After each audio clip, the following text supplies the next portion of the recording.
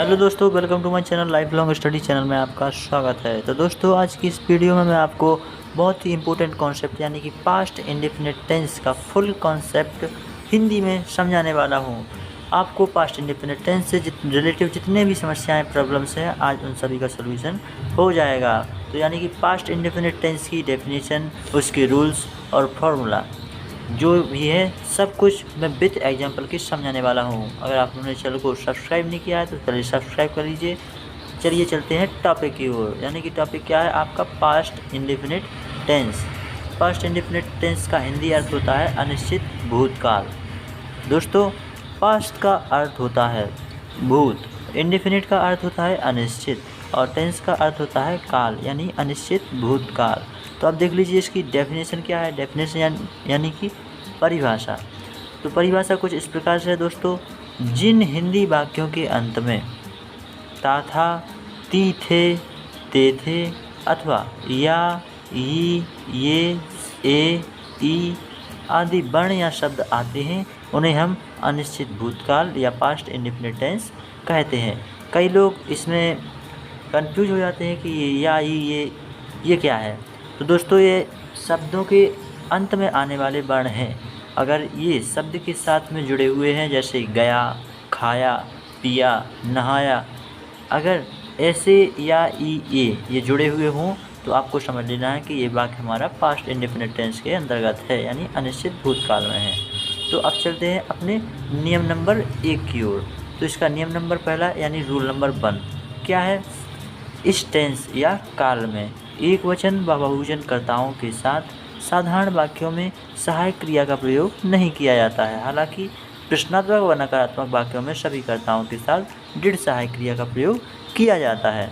जी हाँ दोस्तों, इसमें चाहे वो कर्ता एक वचन हो या बहुवचन हो तो उसके साथ साधारण वाक्यों में सहायक क्रिया का प्रयोग नहीं किया जाता है। जबकि अगर वाक्य प्रश्नात्मक और नकारात्मक है तो उसमें दृढ़ सहायक क्रिया का प्रयोग किया जाता है।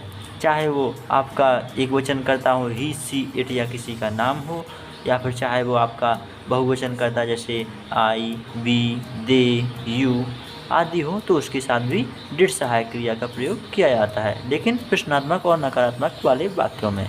अब आता है आपका रूल नंबर 2 यानी नियम नंबर 2। तो नियम नंबर 2 कुछ इस प्रकार से है दोस्तों कि साधारण वाक्यों यानी कि सिंपल अफर्मेटिव सेंटेंस में जो आपके साधारण वाक्य होते हैं उसमें मुख्य क्रिया का दूसरा रूप लिखते हैं। जो साधारण वाक्य होते हैं उसमें मुख्य क्रिया का दूसरा रूप लिखते हैं। हालांकि नकारात्मक और प्रश्नात्मक वाक्यों में मुख्य क्रिया का पहला रूप लिखते हैं। तो ये हो गया आपका नियम नंबर 2 कंप्लीट। अब आता है दोस्तों आपका एफर्मेटिव सेंटेंस फार्मूला, तो यानी कि साधारण वाक्यों के लिए फार्मूला। तो साधारण वाक्यों के लिए फार्मूला कुछ इस प्रकार से है दोस्तों, subject plus main verb second form plus object plus other word. यानी कि सब्जेक्ट का अर्थ होता है कर्ता, मेन वर्ब सेकेंड फॉर्म यानी मुख्य क्रिया का दूसरा रूप प्लस ऑब्जेक्ट यानी कर्म और अदर वर्ड यानी अन्य शब्द।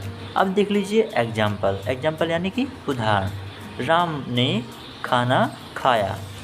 एग्जाम्पल है दोस्तों, राम ने खाना खाया।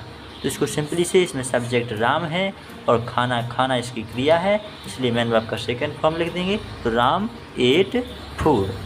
ये हो गया आपका सिंपल एफर्मेटिव सेंटेंस फार्मूला और विथ एग्जाम्पल। अब आता है दोस्तों नेगेटिव सेंटेंस फार्मूला यानी कि नकारात्मक वाक्यों के लिए फार्मूला।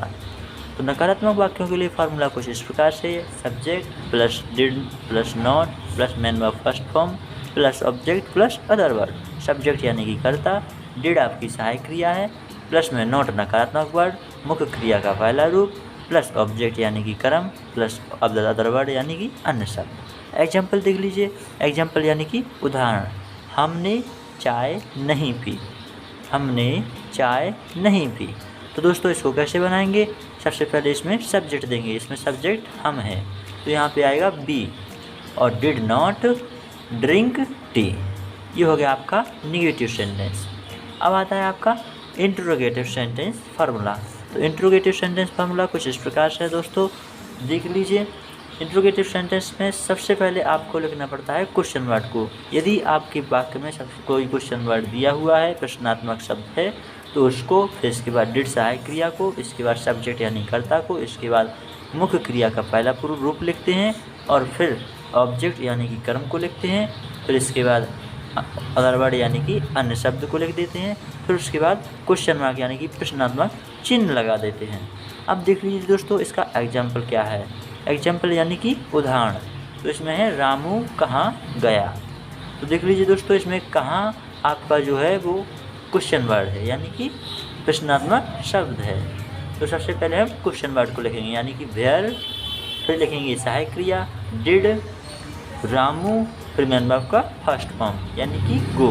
तो इसको सीधा लिख देंगे वेयर डिड रामू गो, और साथ में क्वेश्चन मार्क लगाना बिल्कुल नहीं भूलें। अगर आपने ये क्वेश्चन मार्क नहीं लगाते हैं अभी तक अपने वाक्यों में तो आपका सेंटेंस जो है वो गलत हो जाएगा। तो आशा करता हूँ दोस्तों आपको हमारी वीडियो अच्छी लगी हो तो एक लाइक कीजिए, और हमारे चैनल पर नए हैं तो हमारे चैनल को सब्सक्राइब करना बिल्कुल ना भूलें। तो मिलते हैं अपने अगली वीडियो में।